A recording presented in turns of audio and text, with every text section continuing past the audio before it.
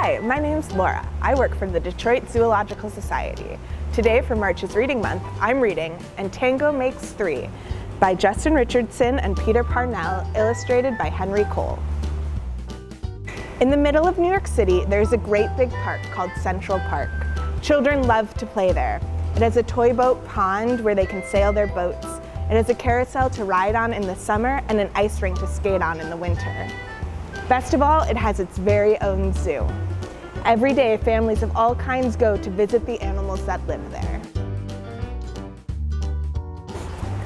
But children and their parents aren't the only families at the zoo. The animals make families of their own. There are red panda bear families with mothers and fathers and furry red panda bear cubs. There are monkey dads and monkey roms raising noisy monkey babies. There are toad families and toucan families and cotton top tamarin families too. And in the penguin house, there are penguin families. Every year at the very same time, the girl penguins start noticing the boy penguins, and the boy penguins start noticing the girl penguins. When the right girl and the right boy find each other, they become a couple.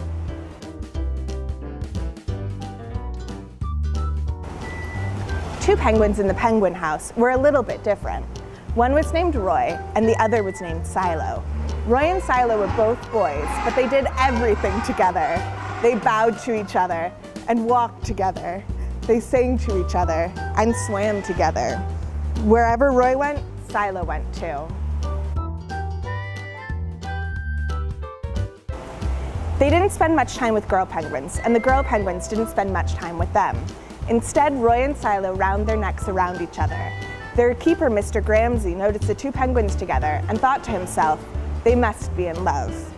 Roy and Silo watched how the other penguins made a home. So they built a nest of stones for themselves.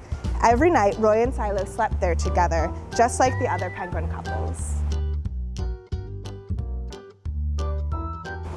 And every morning, Roy and Silo woke up together. But one day, Roy and Silo saw that the other couples could do something they could not. The mama penguin would lay an egg. She and the papa penguin would take turns keeping the egg warm until finally it would hatch. And then there would be a baby penguin. Roy and Silo had no egg to sit on and keep warm. They had no baby chick to feed and cuddle and love. Their nest was nice, but it was a little empty. One day, Roy found something that looked like what the other penguins were hatching, and he brought it to their nest.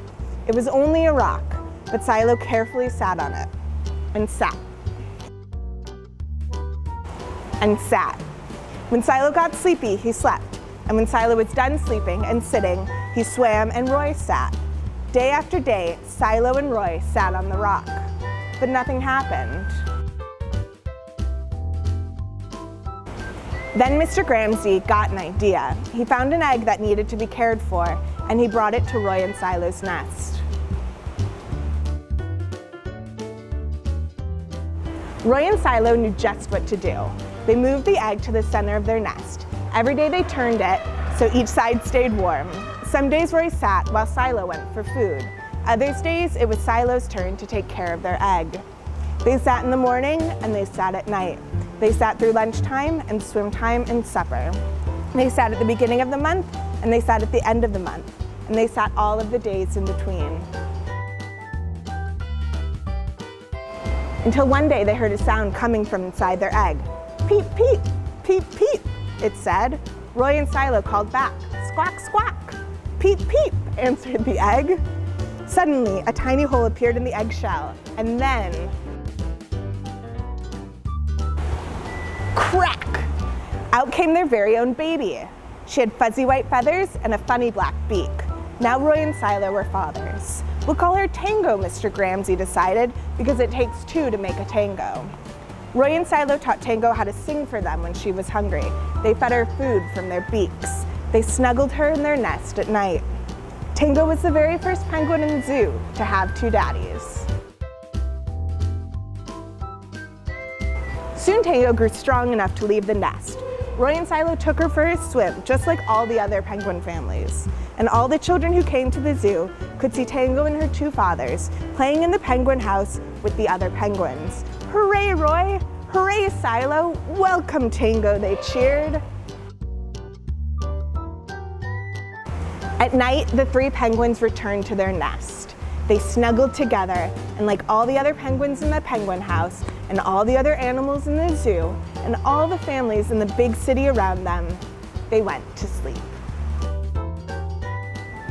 And that was And Tango Makes Three. In the book, Roy and Silo are chin-strap penguins. Here at the Detroit Zoo, Rockhopper, Gentoo, King, and Macaroni penguins live in the Polk Penguin Conservation Center. I hope you enjoyed the book. Keep reading for March's Reading Month.